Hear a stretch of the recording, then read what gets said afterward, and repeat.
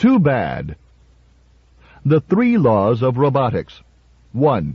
A robot may not injure a human being, or, through inaction, allow a human being to come to harm. 2. A robot must obey the orders given it by human beings, except where that would conflict with the first law. 3. A robot must protect its own existence, as long as such protection does not conflict with the first or second law. Gregory Arnfeld was not actually dying, but certainly there was a sharp limit to how long he might live. He had inoperable cancer, and he had refused strenuously all suggestions of chemical treatment or of radiation therapy. He smiled at his wife as he lay propped up against the pillows, and said, "I'm the perfect case. Tertia and Mike will handle it." Tertia did not smile. She looked dreadfully concerned. "There are so many things that can be done, Gregory. Surely Mike is a last resort.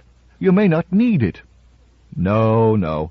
By the time they're done drenching me with chemicals and dousing me with radiation, I would be so far gone that it wouldn't be a reasonable test. And please don't call Mike it." "This is the 22nd century, Greg. There are so many ways of handling cancer." "Yes, but Mike is one of them, and I think the best. This is the 22nd century, and we know what robots can do. Certainly I know. I had more to do with Mike than anyone else. You know that." "But you can't want to use him just out of pride of design. Besides, how certain are you of miniaturization? That's an even newer technique than robotics." Arnfeld nodded. "Granted, Tertia. But the miniaturization boys seem confident. They can reduce or restore Planck's constant in what they say is a reasonably foolproof manner, and the controls that make that possible are built into Mike. He can make himself smaller or larger at will, without affecting his surroundings." "Reasonably foolproof," said Tertia, with soft bitterness. "That's all anyone can ask for, surely. Think of it, Tertia. I am privileged to be part of the experiment. I'll go down in history as the principal designer of Mike, but that will be secondary. My greatest feat will be that of having been successfully treated by a mini-robot, by my own choice, by my own initiative." "You know it's dangerous." "There's danger to everything. Chemicals and radiation have their side effects. They can slow without stopping. They can allow me to live a wearying sort of half-life, and doing nothing will certainly kill me. If Mike does his job properly, I shall be completely healthy, and if it recurs—" Arnfeld smiled joyously. "Mike can recur as well." He put out his hand to grasp hers. "Tertia, we've known this was coming, you and I. Let's make something out of this, a glorious experiment. Even if it fails, and it won't fail, it will be a glorious experiment." Louis Secundo of the miniaturization group said, "No, Mrs. Arnfeld, we can't guarantee success. Miniaturization is intimately involved with quantum mechanics, and there is a strong element of the unpredictable there. As MIK-27 reduces his size, there is always the chance that a sudden, unplanned re-expansion will take place, naturally killing the patient. The greater the reduction in size, the tinier the robot becomes, the greater the chance of re-expansion. And once he starts expanding again, the chance of a sudden accelerated burst is even higher. The re-expansion is the really dangerous part." Tertia shook her head. "Do you think it will happen?" "The chances are it won't, Mrs. Arnfeld. But the chance is never zero. You must understand that." "Does Dr. Arnfeld understand that?" "Certainly. We have discussed this in detail. He feels that the circumstances warrant the risk." He hesitated. "So do we. I know that you'll see we're not all running the risk, but a few of us will be, and we nevertheless feel the experiment to be worthwhile. More important, Dr. Arnfeld does." "What if Mike makes a mistake or reduces himself too far because of a glitch in the mechanism? Then re-expansion would be certain, wouldn't it?"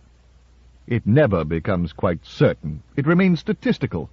The chances improve if he gets too small, but then the smaller he gets, the less massive he is, and at some critical point mass will become so insignificant that the least effort on his part will send him flying off at nearly the speed of light." "Well, won't that kill the doctor?" "No. By that time, Mike would be so small he would slip between the atoms of the doctor's body without affecting them. But how likely would it be that he would re-expand when he's that small? When MIK-27 approaches neutrino size, so to speak, his half-life would be in the neighborhood of seconds.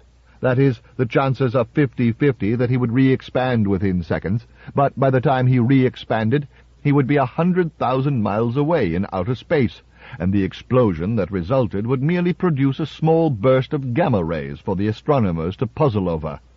Still, none of that will happen. MIK-27 will have his instructions, and he will reduce himself to no smaller than he will need to be to carry out his mission. Mrs. Arnfeld knew she would have to face the press one way or another. She had adamantly refused to appear on holovision, and the right to privacy provision of the World Charter protected her. On the other hand, she could not refuse to answer questions on a voiceover basis. The right-to-know provision would not allow a blanket blackout.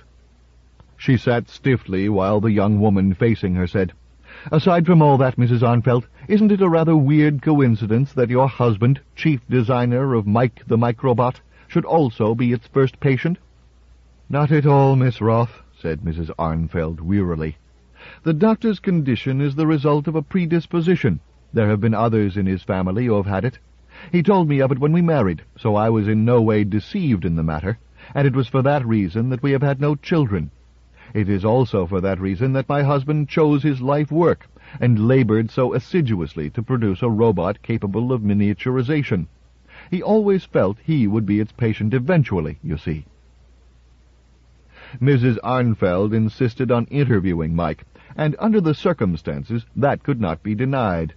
Ben Johannes, who had worked with her husband for 5 years and whom she knew well enough to be on first-name terms with, brought her into the robot's quarters.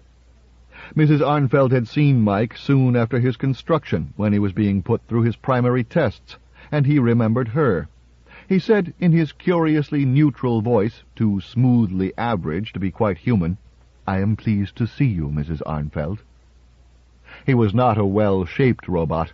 He looked pin-headed and very bottom-heavy. He was almost conical, point upward. Mrs. Arnfeld knew that was because his miniaturization mechanism was bulky and abdominal, and because his brain had to be abdominal as well in order to increase the speed of response. It was an unnecessary anthropomorphism to insist on a brain behind a tall cranium, her husband had explained, yet it made Mike seem ridiculous, almost moronic. There were psychological advantages to anthropomorphism, Mrs. Arnfeld thought uneasily. "Are you sure you understand your task, Mike?" said Mrs. Arnfeld. "Completely, Mrs. Arnfeld," said Mike. "I will see to it that every vestige of cancer is removed."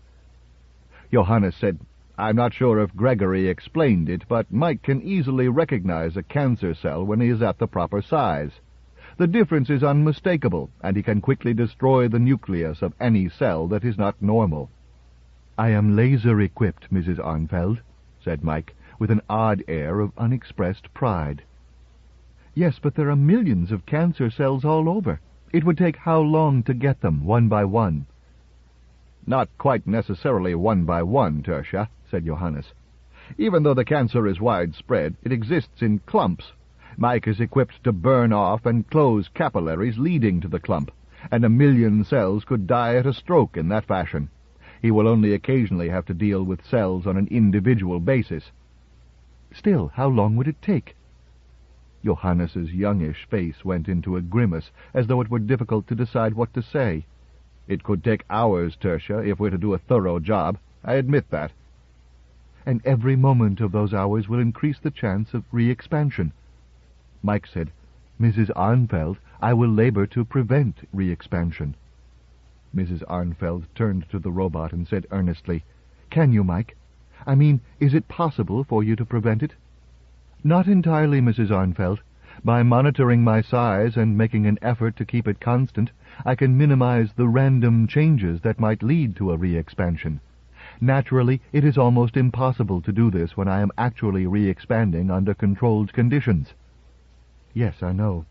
My husband has told me that re-expansion is the most dangerous time. But will you try, Mike? Please?" "The laws of robotics ensure that I will, Mrs. Arnfeld," said Mike solemnly. As they left, Johannes said, in what Mrs. Arnfeld understood to be an attempt at reassurance, "Really, Tertia, we have a holosonogram and a detailed CAT scan of the area. Mike knows the precise location of every significant cancerous lesion. Most of his time will be spent searching for small lesions undetectable by instruments, but that can't be helped. We must get them all if we can, you see, and that takes time. Mike is strictly instructed, however, as to how small to get, and he will get no smaller, you can be sure. A robot must obey orders." "And the re-expansion, Ben?" "There, Tertia, we're in the lap of the quanta. There is no way of predicting, but there is a more than reasonable chance that he will get out without trouble. Naturally, we will have him re-expand within Gregory's body as little as possible, just enough to make us reasonably certain we can find and extract him. He will then be rushed to the safe room where the rest of the re-expansion will take place. Please, Tertia, even ordinary medical procedures have their risk." Mrs. Arnfeld was in the observation room as the miniaturization of Mike took place. So were the holovision cameras and selected media representatives. The importance of the medical experiment made it impossible to prevent that, but Mrs. Arnfeld was in a niche with only Johannes for company, and it was understood that she was not to be approached for comment, particularly if anything untoward occurred. Untoward. A full and sudden re-expansion would blow up the entire operating room and kill every person in it. It was not for nothing the observation room was underground and half a mile away from the viewing room. It gave Mrs. Arnfeld a somewhat grisly sense of assurance that the 3 miniaturists who were working on the procedure, so calmly it would seem, so calmly, were condemned to death as firmly as her husband was in case of anything untoward. Surely she could rely on them protecting their own lives to the extreme. They would not, therefore, be cavalier in the protection of her husband. Eventually, of course, if the procedure were successful, ways would be worked out to perform it in automated fashion, and only the patient would be at risk. Then, perhaps, the patient might be more easily sacrificed through carelessness. But not now, not now. Mrs. Arnfeld keenly watched the 3, working under imminent sentence of death for any sign of discomposure. She watched the miniaturization procedure. She had seen it before, and saw Mike grow smaller and disappear. She watched the elaborate procedure that injected him into the proper place in her husband's body. It had been explained to her that it would have been prohibitively expensive to inject human beings in a submarine device instead. Mike, at least, needed no life support system. Then matters shifted to the screen, in which the appropriate section of the body was shown in holosonogram. It was a 3-dimensional representation, cloudy and unfocused, made imprecise through a combination of the finite size of the sound waves and the effects of Brownian motion. It showed Mike dimly and noiselessly making his way through Gregory Arnfeld's tissues by way of his bloodstream. It was almost impossible to tell what he was doing, but Johannes described the events to her in a low, satisfied manner, until she could listen to him no more and ask to be led away. She had been mildly sedated, and she had slept until evening when Johannes came to see her. She had not been long awake, and it took her a moment to gather her faculties. Then she said, in sudden and overwhelming fear, "What has happened?" Johannes said hastily, "Success, Tertia. Complete success. Your husband is cured. We can't stop the cancer from recurring, but for now he is cured." She fell back in relief. "Oh, wonderful." "Just the same, something unexpected has happened, and this will have to be explained to Gregory. We felt that it would be best if you did the explaining." "I?" Then, in a renewed access of fear, "What has happened?" Johannes told her. It was 2 days before she could see her husband for more than a moment or two. He was sitting up in bed, looking a little pale, but smiling at her. "A new lease on life, Tertia," he said buoyantly. "Indeed, Greg. I was quite wrong. The experiment succeeded, and they tell me they can't find a trace of cancer in you." "Well, we can't be too confident about that. There may be a cancerous cell here and there, but perhaps my immune system will handle it, especially with the proper medication. And if it ever builds up again, which might well take years, we'll call on Mike again." At this point he frowned and said, "You know, I haven't seen Mike." Mrs. Arnfeld maintained a discreet silence. Arnfeld said, "They've been putting me off." "You've been weak, dear, and sedated. Mike was poking through your tissues and doing a little necessary destructive work here and there. Even with a successful operation, you need time for recovery." "If I've recovered enough to see you, surely I've recovered enough to see Mike, at least long enough to thank him." "A robot doesn't need to receive thanks." "Of course not, but I need to give it. Do me a favor, Tertia. Go out there and tell them I want Mike right away." Mrs. Arnfeld hesitated, then came to a decision. Waiting would make the task harder for everyone. She said carefully, "Actually, dear, Mike is not available." "Not available? Why not?" "He had to make a choice, you see. He had cleaned up your tissues marvelously well. He had done a magnificent job, everyone agrees. And then he had to undergo re-expansion. That was the risky part." "Yes, but here I am. Why are you making a long story out of it?" "Mike decided to minimize the risk." "Naturally. What did he do?" "Well, dear, he decided to make himself smaller." "What? He couldn't. He was ordered not to." "That was second law, Greg. First law took precedence. He wanted to make certain your life would be saved. He was equipped to control his own size, so he made himself smaller as rapidly as he could.